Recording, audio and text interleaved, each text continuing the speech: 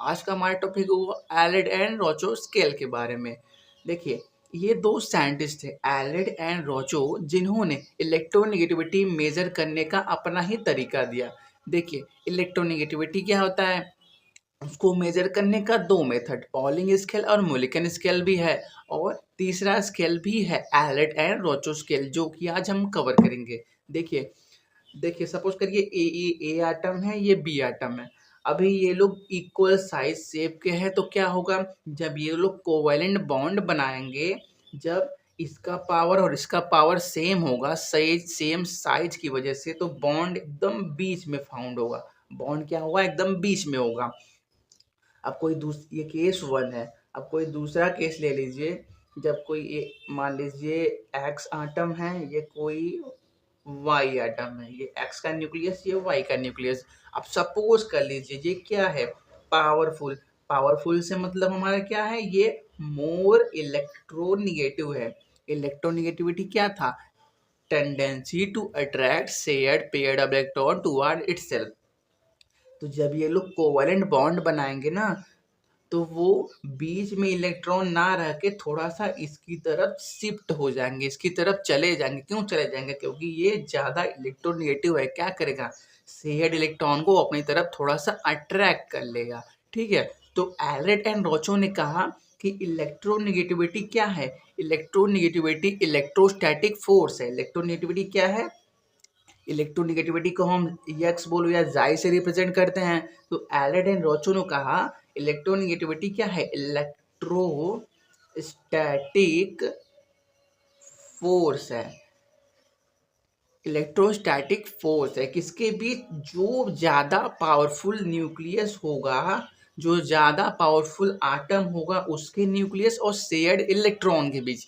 बस AILET and रोचो ने यही एक बात बोली कि अगर आपको इलेक्ट्रोनेगेटिविटी निकालना है, तो वो क्या है, आप जो पावरफुल आटम का न्यूक्लियस है उसके बीच और शेयर्ड इलेक्ट्रॉन के बीच इलेक्ट्रोस्टैटिक फोर्स ऑफ अट्रैक्शन को निकाल दीजिए। वही आपका किसके बराबर हो जाएगा, इलेक्ट्रोनेगेटिविटी के। देखिए, न्यूक्लियस क्या होता है, न्यूक्लियस पॉजिटिव चार्ज होता है। इलेक्ट्रॉन पे कौन सा चार्ज होता है, इलेक्ट्रॉन पे नेगेटिव चार्ज होता है। तो जब प्लस या माइनस, जब चार्ज के बीच अट्रैक्शन होता है, तो उसको क्या बोलते हैं, इलेक्ट्रोस्टैटिक फोर्स ऑफ अट्रैक्शन। इसीलिए ना एलेट एंड रोचो ने कहा आपको इलेक्ट्रोनेगेटिविटी निकालना है, तो आप क्या करिए, पावरफुल न्यूक्लियस और शेयर्ड इलेक्ट्रॉन के बीच इलेक्ट्रोस्टैटिक फोर्स ऑफ अट्रैक्शन निकाल लीजिए। ठीक है, तो according to them according to them, one can measure the electronegativity electronegativity by measuring their electrostatic force of attraction between nucleus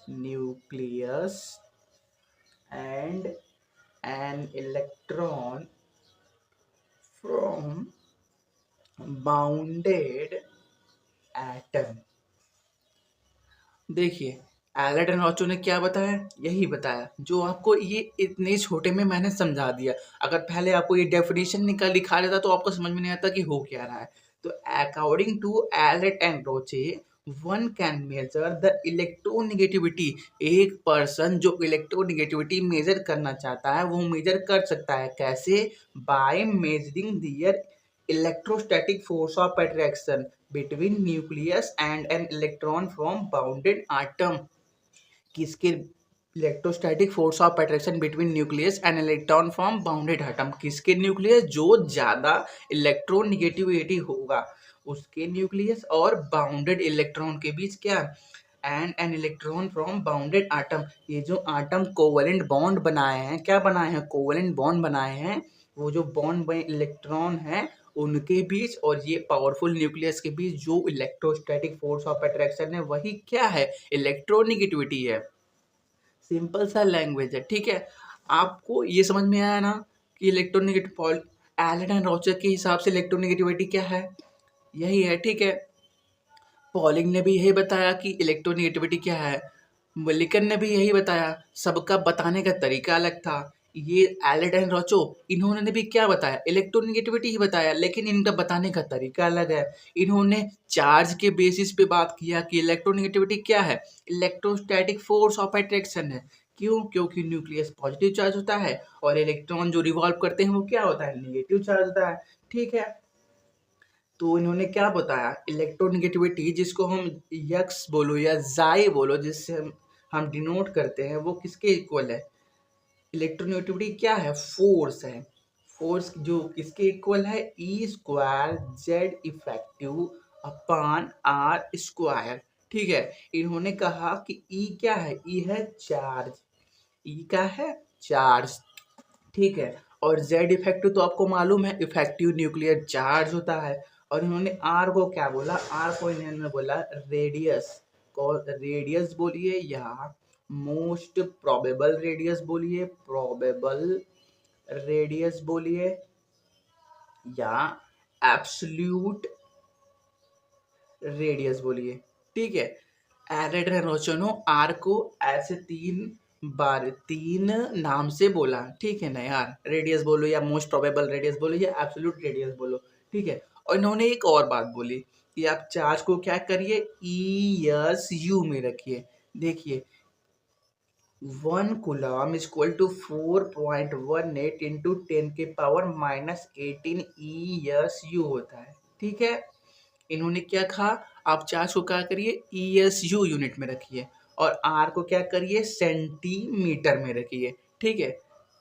ये उनका व्यू था कि आप चार्ज को ई एस यू में रखिए, आर को सेंटीमीटर में रखिए, ठीक है। और ये ई को हम हमेशा ई एस यू में तो रख नहीं सकते, ठीक है। तो इन्होंने इस ई को हटाने के लिए एक नई कांस्टेंट को इंट्रोड्यूस किया, ठीक है। तो कांस्टेंट क्या था, electronegativity is equal to 0.359 Z effective upon are square plus 0.744, ठीक है। अब ESU वाला प्रॉब्लम सॉल्व हो गया कि आप हर क्वेश्चन को ESU में कन्वर्ट करना नहीं चाहते तो मत करिए, अब राइट ये एक फॉर्मूला लगाइए। यहाँ पे Z इफेक्टिव क्या है, इफेक्टिव न्यूक्लियर चार्ज है, R क्या है, रेडियस है। इन्होंने बस इतना चेंज किया कि इस फॉर्मूले में रेडियस को आप किस में रखिए, एंगस्ट्रॉन में। 1 एंगस्ट्रॉन किसके बराबर होता है, 10 के पावर -10 मीटर के, ठीक है। तो यहाँ पे जो रेडियस रखाएगा वो किस में रहेगा, एंगस्ट्रॉन में रहेगा, ठीक है। हो गया क्लियर।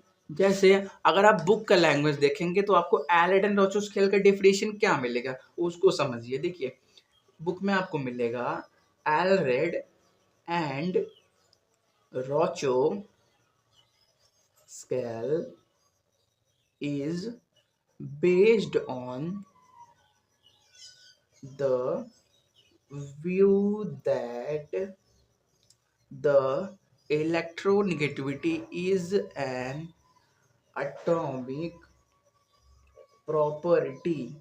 इलेक्ट्रोनेगेटिविटी क्या है, एक एटॉमिक प्रॉपर्टी है, and electronegativity is the force exerted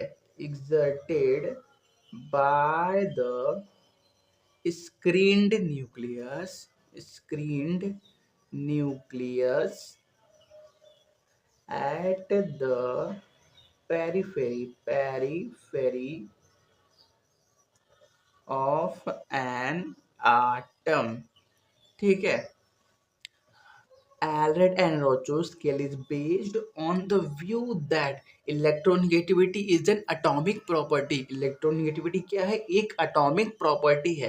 atomic property क्या होता है, जो एलिमेंट बदलने की वजह से प्रॉपर्टी में चेंजेस आ जाए। जैसे एग्जांपल लो, सोडियम है, पोटेशियम है, जब एलिमेंट बदला है, सोडियम या पोटेशियम हम लिए हैं तो क्या चेंज हुआ है, इनका साइज अलग है, मास अलग है, ठीक है, इलेक्ट्रॉनिक कन्फिग्रेशन अलग है। तो वो प्रॉपर्टी जो एलिमेंट के बदलने के वजह से चेंज हो जाती है उसको हम क्या बोलते हैं, एटॉमिक प्रॉपर्टी, तो इन्होंने क्या कहा, इलेक्ट्रोनेगेटिविटी भी क्या है, एक एटॉमिक प्रॉपर्टी है जो एलिमेंट को बदलने की वजह से हर एलिमेंट का इलेक्ट्रोनेगेटिविटी क्या आएगा, अलग आएगा। ये लाइन क्लियर हो गया। एंड इलेक्ट्रोनेगेटिविटी क्या है, is the force exerted by the screened nucleus at the periphery of an atom. देखो समझो, ये न्यूक्लियस है जो पावरफुल वाला है, ठीक है। सपोज कर लो ये क्या था, हमने एक्स माना था, और ये वाई न्यूक्लियस है जो लेस इलेक्ट्रोनेगेटिव है, ये मोर इलेक्ट्रोनेगेटिविटी हम निगेटिव हमने माना था, ये क्या माना था, लेस इलेक्ट्रोनेगेटिव। इलेक्ट्रोनेगेटिव, पहले बात समझो, electronegativity is the force exerted by the screened nucleus at the periphery of an atom। यहाँ पे किसका बात कर रहा है, स्क्रीन्ड न्यूक्लियस, कौन से किसके, कौन से आटम की न्यूक्लियस, वो आटम का न्यूक्लियस जो पावरफुल है। स्क्रीन्ड का मतलब क्या, इलेक्ट्रॉन्स के अंदर चारों तरफ इलेक्ट्रॉन से घिरा हुआ है। देखो यार, स्क्रीन का मतलब क्या होता है, किसी चीज को चारों तरफ से घेरना, इसी का मतलब स्क्रीन होता है ना। कि हाँ, आप क्या करिए, विंडो लगाते हैं तो क्या करते हैं, घर को घेरते हैं, धूल मिट्टी ना आए। उसी प्रकार इलेक्ट्रॉन स्क्रीन की तरह न्यूक्लियस के चारों तरफ घूम रहा है, ठीक है। क्या बोला, screened nucleus at the periphery of an atom. ये दोनों जब कोवेलेंट बॉन्ड बनाएंगे, इलेक्ट्रोनेगेटिविटी हम कब मेजर करते हैं, जब दोनों क्या किए हों, कोवेलेंट बॉन्ड बनाए हों। कोवेलेंट बॉन्ड बनाएंगे तो ये वाला आटम इस आटम के पेरिफेरी, पेरिफेरी का मतलब क्या होता है, बाउंड्री पे, बाउंड्री पे क्या घूमते हैं, इलेक्ट्रॉन घूमते हैं। ये वाला आटम का न्यूक्लियस इस वाले आटम के पेरिफेरी यानी बाउंड्री पे क्या करे, फोर्स लगाए, उसी को क्या बोले, इलेक्ट्रोनेगेटिविटी। एक बार और देखिए, electronegativity is the force exerted by the screened nucleus, screened nucleus at the periphery of an atom, periphery of an atom. जब ये दोनों लोग कोवेलेंट बॉन्ड बनाएंगे तो क्या होगा, ये न्यूक्लियस इस आटम के जो पेरिफेरी पे इलेक्ट्रॉन रिवॉल्व कर रहे होंगे वहां पे फोर्स लगाएगा। फोर्स क्यों लगाएगा, उनको हल्का अपनी तरफ खींचेगा, क्यों, क्योंकि वो ज्यादा इलेक्ट्रोनेगेटिव है। उसी को क्या बोलेंगे, इलेक्ट्रोनेगेटिविटी। जो आपको यहाँ समझाया वही है, सिर्फ ये बुक का लैंग्वेज है इसीलिए थोड़ा सा वो अच्छे से लिखे हैं। और हम लोग क्या है, हम एकदम सिंपल लैंग्वेज में आपको समझा दिए कि इलेक्ट्रोनेगेटिविटी क्या है, एलाइड एंड रोचो के हिसाब से पावरफुल न्यूक्लियस और शेयर्ड इलेक्ट्रॉन के बीच इलेक्ट्रोस्टैटिक फोर्स ऑफ अट्रैक्शन है। वही बात ये भी बोल रहा है, electronegativity is the force exerted by screened nucleus at the periphery of an atom। समझ में आ गया, स्क्रीन न्यूक्लियस किसका बात किया है, वो एटम का बात किया है जो ज़्यादा पावरफुल है, ज़्यादा इलेक्ट्रोनेगेटिव है। पेरिफेरी और आटम में इसका बात किया है कि जो लेस इलेक्ट्रोनेगेटिविटी है उसके पेरिफेरी पे इलेक्ट्रॉन रिवॉल्व कर रहे होंगे, उन पे ये न्यूक्लियस क्या करेगा, फोर्स लगाएगा, फोर्स लगा के क्या करेगा, अपनी तरफ खींच लेगा। ठीक है, क्लियर हो गया, क्लियर है, पक्का। चलो अब हम बात करेंगे कुछ क्वेश्चंस के बारे में। अगर आपको अभी भी डाउट है तो 5 मिनट बैक करके फिर से देख लीजिए। देखो यार, ये बुक का लैंग्वेज आप समझ सको या ना समझ सको वो मैटर नहीं करता, आपको मैटर ये करता है कि ये समझ में आया कि नहीं आया। ठीक है, एलिड एंड रोचो ने क्या कहा, सिंपल सी बात बोली, आपको इलेक्ट्रोनेगेटिविटी मेजर करना है तो आप क्या करो, फोर्स मेजर कर लो। कौन सा force, electrostatic force of attraction. क्यों इलेक्ट्रोस्टैटिक, क्योंकि न्यूक्लियस पॉजिटिव होता है, इलेक्ट्रॉन नेगेटिव होता है। अब क्या, एलिड एंड रोचो ने क्या कहा, न्यूक्लियस पॉजिटिव होता है, इलेक्ट्रॉन नेगेटिव होता है, इसीलिए जो पावरफुल आटम का न्यूक्लियस होगा आप उसके बीच और शेयर्ड इलेक्ट्रॉन के बीच क्या करो, इलेक्ट्रोस्टैटिक फोर्स ऑफ अट्रैक्शन निकाल लो। वही किसके बराबर हो जाएगा, वही किसके बराबर हो जाएगा, फोर्स के बराबर हो जाएगा। ठीक है, आप ये वाला फॉर्मूला कभी यूज मत करिएगा क्योंकि आपको क्वेश्चन में हमेशा आर की वैल्यू एंगस्ट्रॉन में ही दी रहेगी। ठीक है, आपको आपको हमें कभी भी आपको अब चार्ज का वैल्यू नहीं दिया रहेगा, हमेशा आपको सिर्फ जेड इफेक्टिव निकालने के लिए कुछ न्यूमेरिकल दिए रहेंगे और आर का वैल्यू एंगस्ट्रॉन में ही दिया रहेगा। इसलिए आप हमेशा क्वेश्चन सॉल्व करते टाइम इसी को यूज करिएगा। ठीक है, जैसे कुछ क्वेश्चन